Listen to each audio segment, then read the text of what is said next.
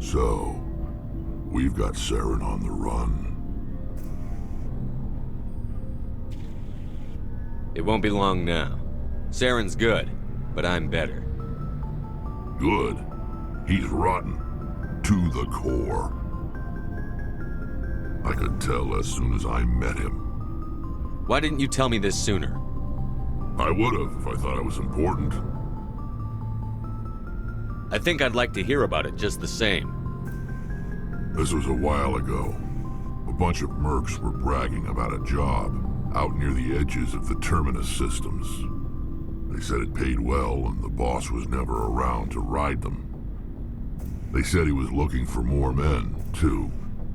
So I checked it out. I didn't know Saren was openly recruiting mercs.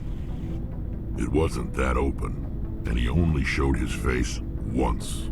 We'd been raiding ships in the area for months when we took out this massive cargo freighter. Our biggest haul yet. I was on board checking bodies for valuables, looking for some extra credits. That's when I saw him. What did Saren want with the ship? I don't know what he wanted. He was just moving through the ship, watching. A couple of the mercs called him by name, but he never spoke to them. Never spoke to anyone. I had a really bad feeling about him, so I got the hell out. Didn't even wait to get paid. What kind of cargo was the freighter carrying? What was Saren after? I don't know. All I saw on that ship was food and medical supplies. There were some basic weapons, but nothing big. If there was anything of value on that ship, I didn't see it. That's why I didn't mention it sooner. Whose ship was it? There was a Volus trading vessel. Big one. Lots of guards. But they were no match for us. That's the only time you saw him? Yeah. Didn't even know who he was. Still wouldn't if I hadn't joined up with you. But my instincts were right. Every other merc on that mission turned up dead within a week. Every damn one. So long, Rex. Shepard. Oh, before I go, you said you're serving with Commander Shepard now? We saw him on the news here. He's cute. Later, sis. Tell me you didn't hear that. Your sister, I assume? Until I get home and kill her. That's Sarah, the youngest. Surprised to see you here, sir. Thought you'd be chatting up, what's her name? T'Soni? Liara. Why would you think that? Scuttlebutt says you got a bit of a thing for her. I could understand why. The crew's off limits with the regs against fraternization. And at least she looks like a woman.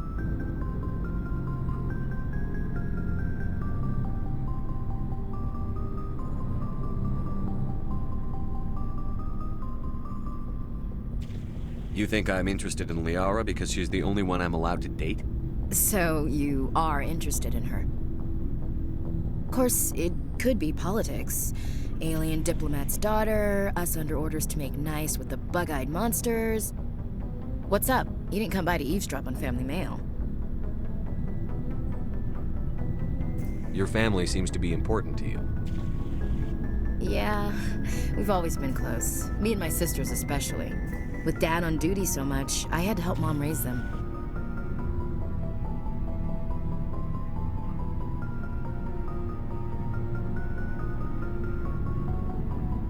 What about your mother? You haven't mentioned her. You must know what military wives are like. Strong because they have to be, able to raise kids while Dad's away on a 6-month cruise. She has a degree in planetary geology. She and Dad both wanted to see new worlds. She gave up her career to raise us, though.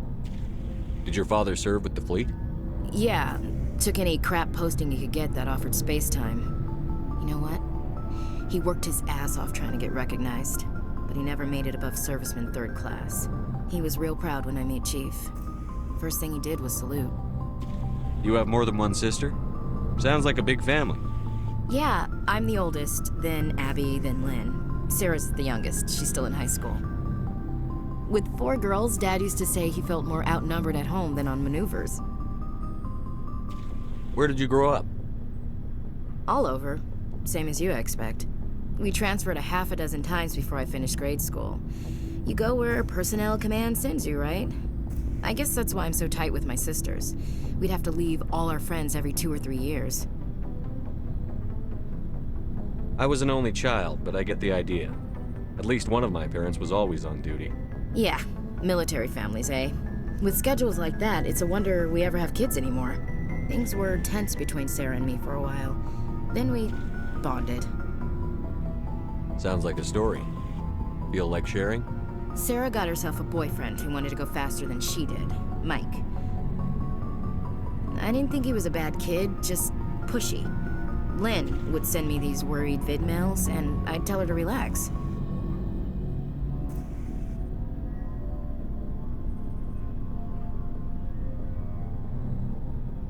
Sounds like that situation didn't last. Mike thought they'd go for a romantic walk in the woods, because he figured it was past time they did the deed. She levered Mike face first into a tree and left. Didn't have a scratch on her. Good thing Mom and Dad had us all learn some kind of self-defense. I took emergency leave and walked Sarah to school for a few days. You said all of your sisters learned self-defense? Lynn did pistol practice, but didn't like it. She's kind of nervous. Sarah took Aikido. Abby decided to learn the sword. She always was a little weird. Likes big skirts and tops you have to tie her into. They do great things to her figure, though. So, what did you learn? One of Dad's friends taught me Marine hand to hand.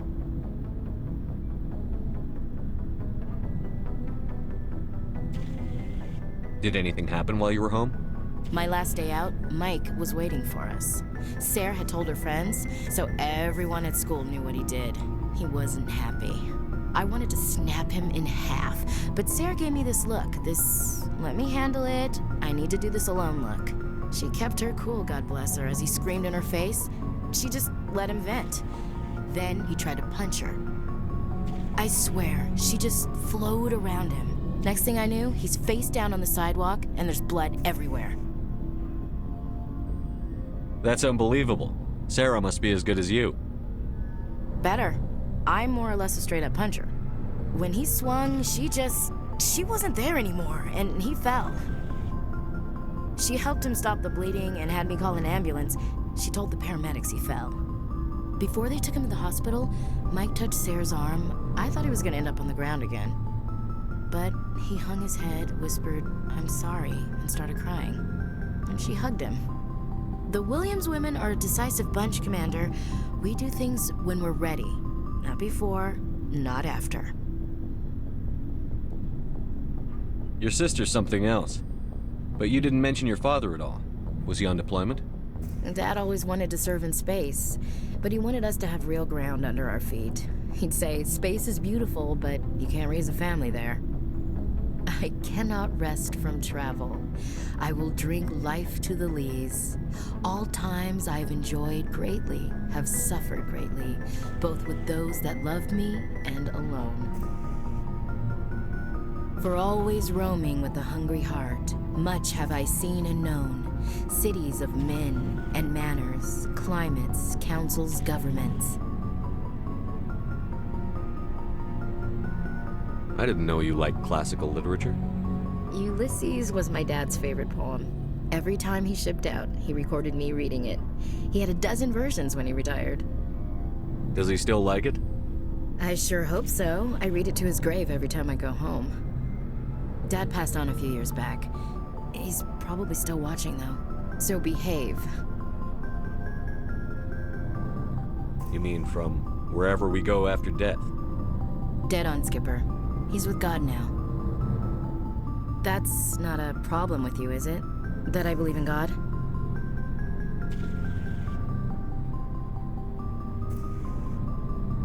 Your beliefs are your business. I'm your commanding officer, not your moral compass. Just my commanding officer, huh? We'll have to see about that. What are you saying, Williams? Me? I'm not saying anything, Skipper. I should get back to my duties. Didn't mean to take up so much of your time. We'll talk later, Williams. Looking forward to it, Skipper.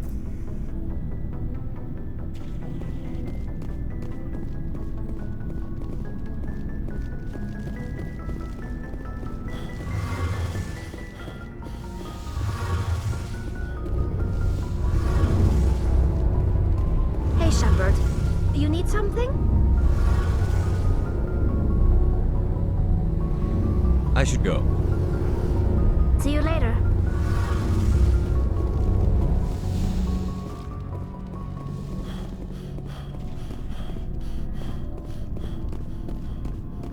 Commander, how are you? Why did you want to be a CSEC officer in the first place? That's a good question.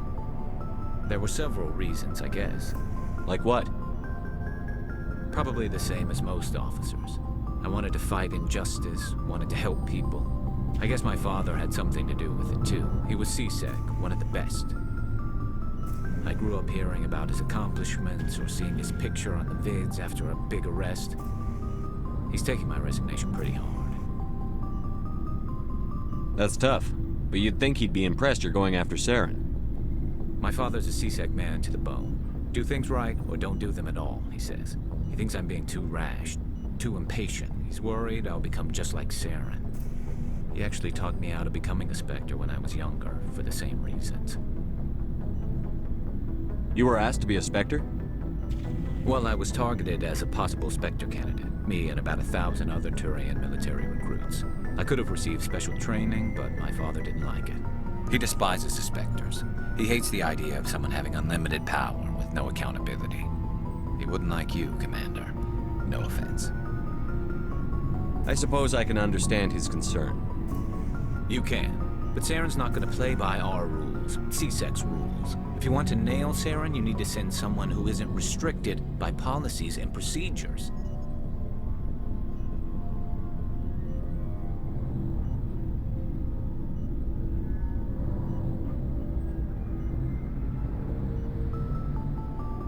You're a quick learner, Garrus. We'll beat him at his own game. It's the only way to stop someone like him.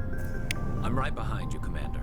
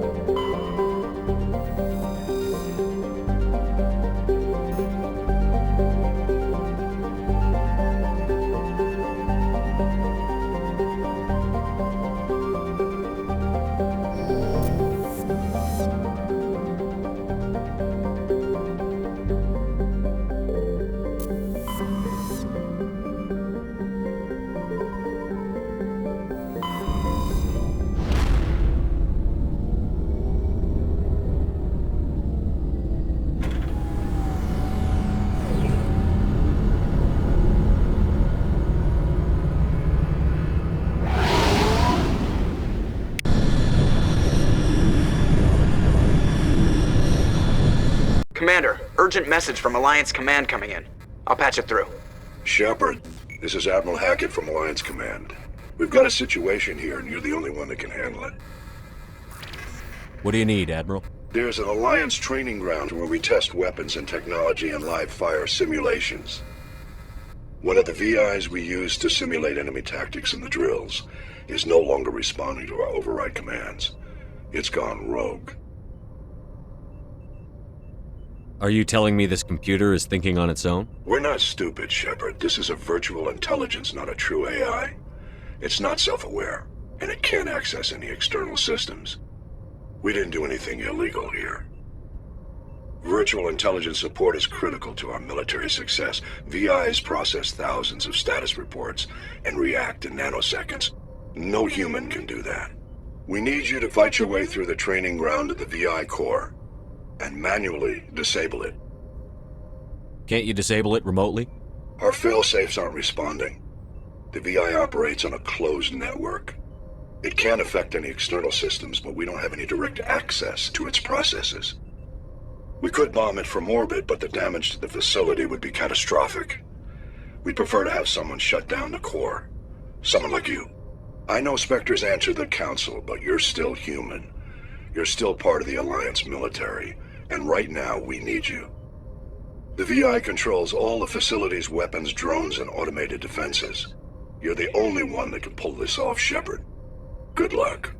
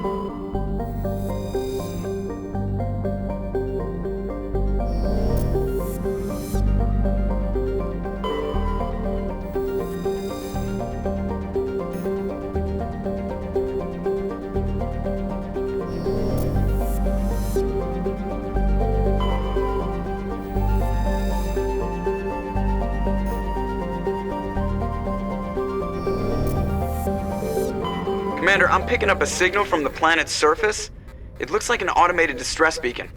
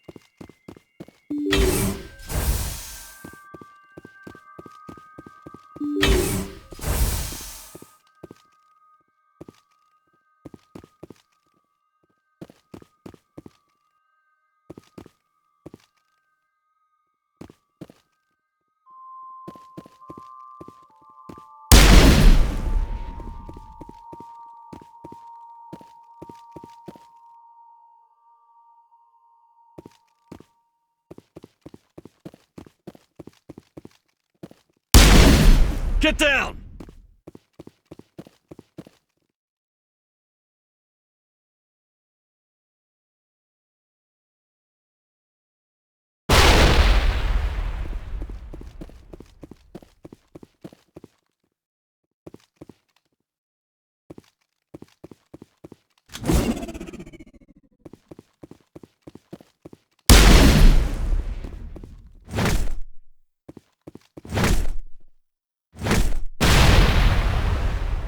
Enemy contact.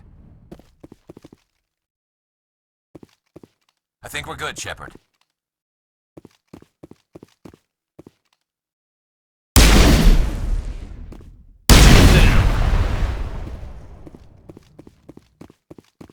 Perimeter clear.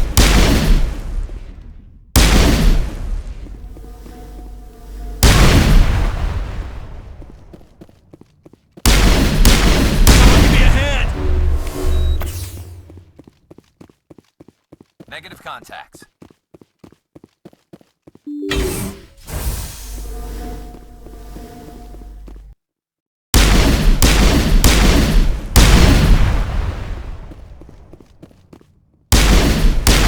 Perimeter secure.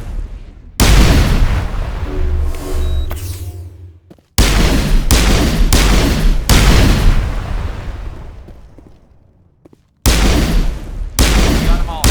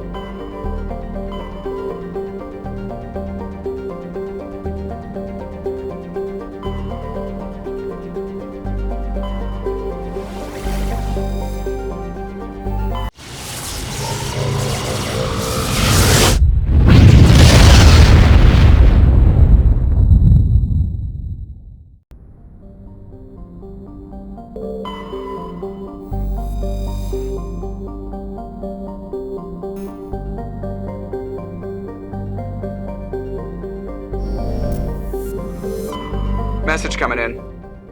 Patching it through. General distress call from the Sacred Angel Medical Transport. Critical system failure. Losing power. Emergency landing. Argos.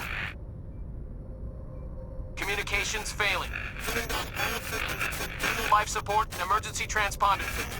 Won't last. Please hurry.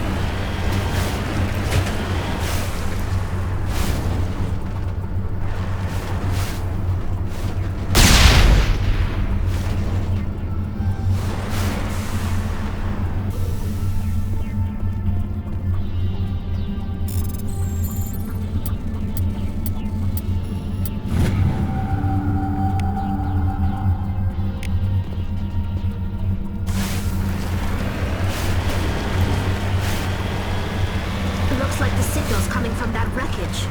Careful. I've got a bad feeling about this. Careful. It's a trap.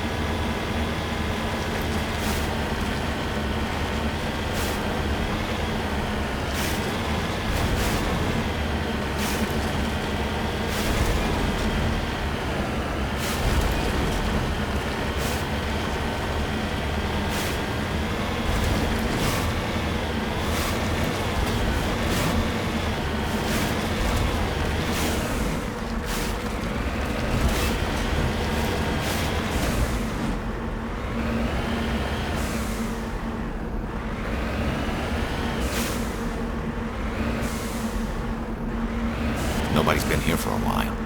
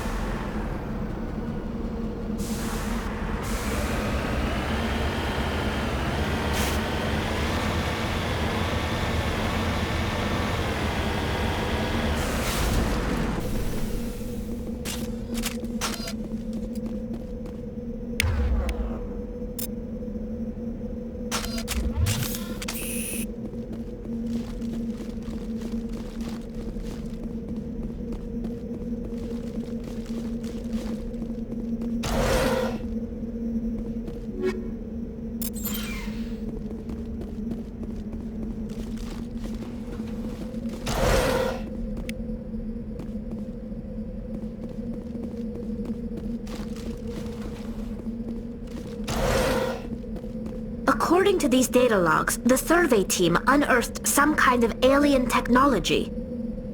We should check out the excavation site. Could be some answers there.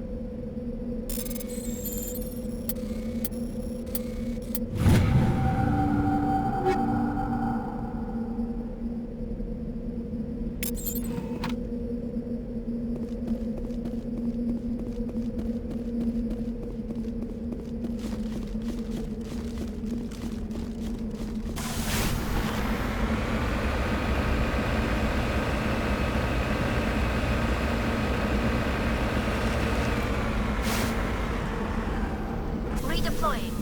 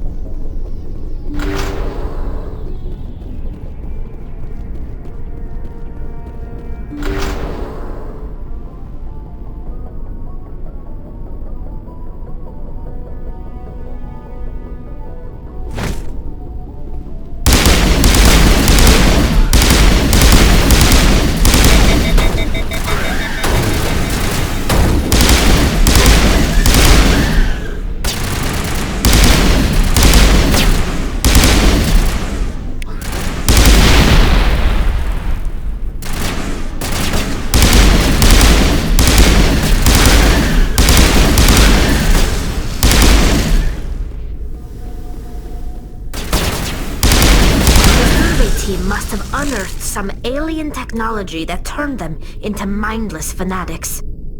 Whatever they found, it's long gone now.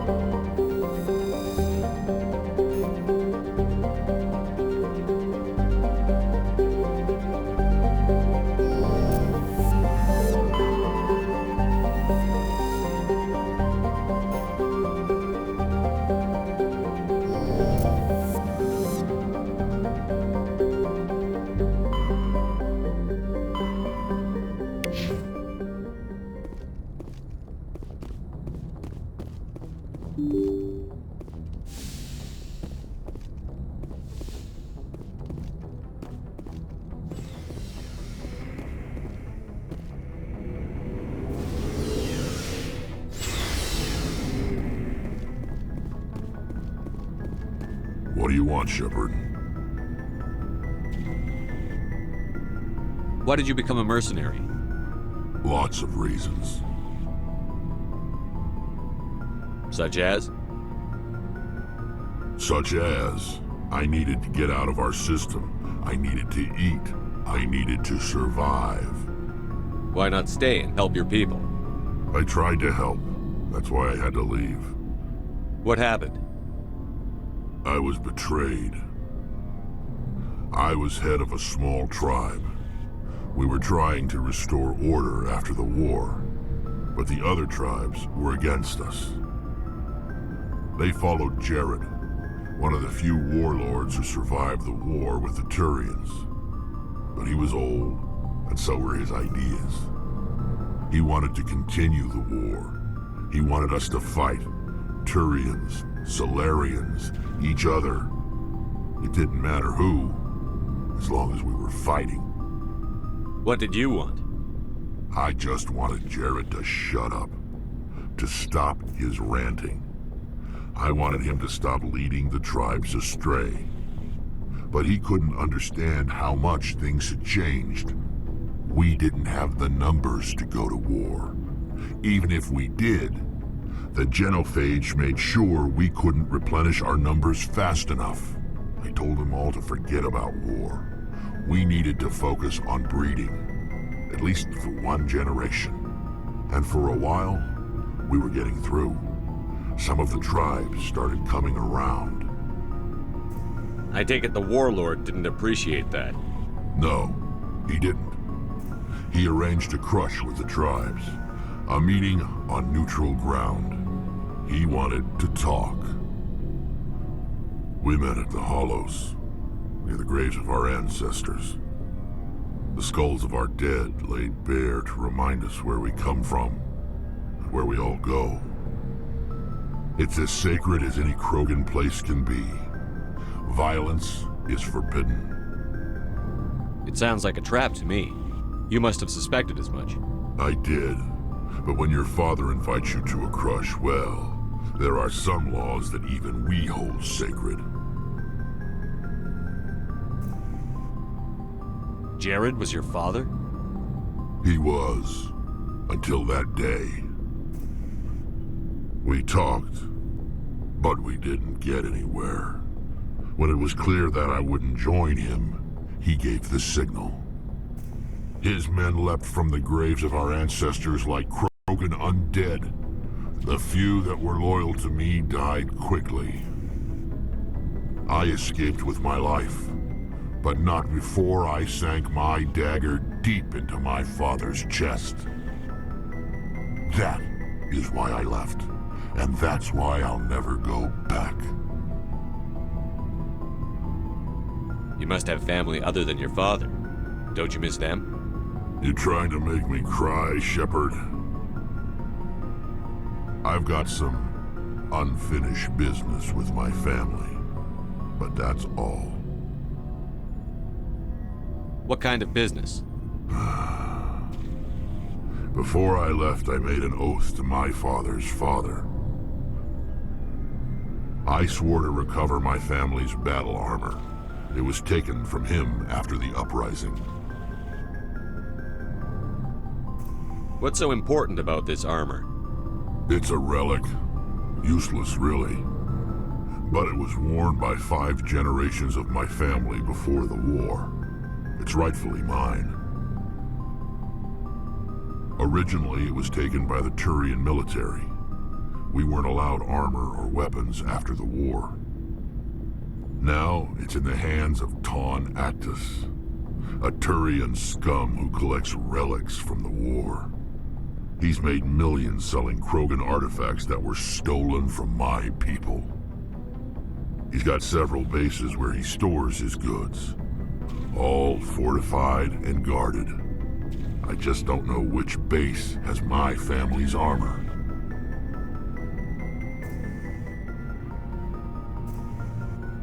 Just tell me where to start looking. I'll upload the data to your nav system. But Commander, I want to be there when you find him. So long, Rex. Shepard.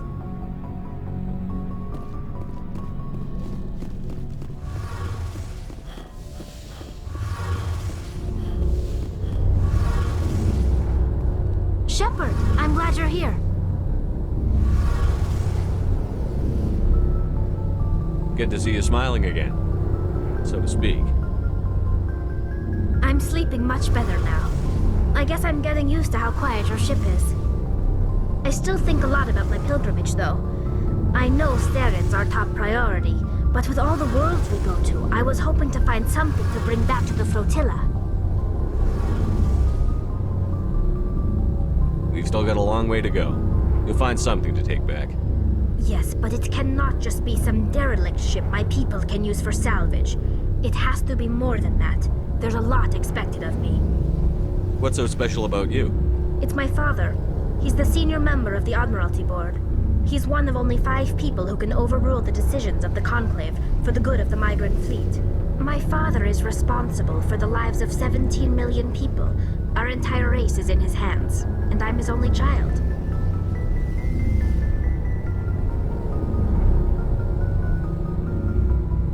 So are you some kind of heir to the Quarian throne or something? No, it doesn't work that way. My father's position isn't hereditary. I'll probably never serve on the Admiralty Board myself. Officially, I'm just the same as any other citizen.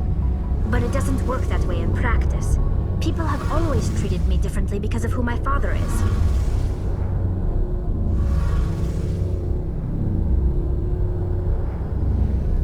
It must be tough on you. My people place a high value on family and ancestry. There's an unspoken expectation that I'll live up to my father's example. Everyone's waiting for me to do something great on my pilgrimage. Something that will forever change our lives for the better. If I don't, it's like I failed, and that reflects badly on both me and my father. The work you're doing here is more important than anything any Quarian has ever done before. Yes, I know. But you have to understand Quarian culture. We're a very insular society. The events beyond the flotilla don't much matter to the average citizen. Our greatest dream is that one day we'll return to our homeworld and drive out the Geth. But even if we stop Saren, that's not going to happen. There's still millions of Geth behind the veil. Until they're gone, our exile will continue. What would you need to bring back to make everyone happy? Something that would help us better understand the Geth. They've changed significantly since the exile. They've continued to evolve. We've done our best to study them, but it's not easy. They're very reclusive. Until recently, they never went beyond the borders of the Veil. And all the Geth we run into now are under Saren's control. We'd need to find Geth operating on their own, independently. But I don't want this to get in the way of our mission, Shepard. First, we stop Saren. Then I'll worry about my own problems.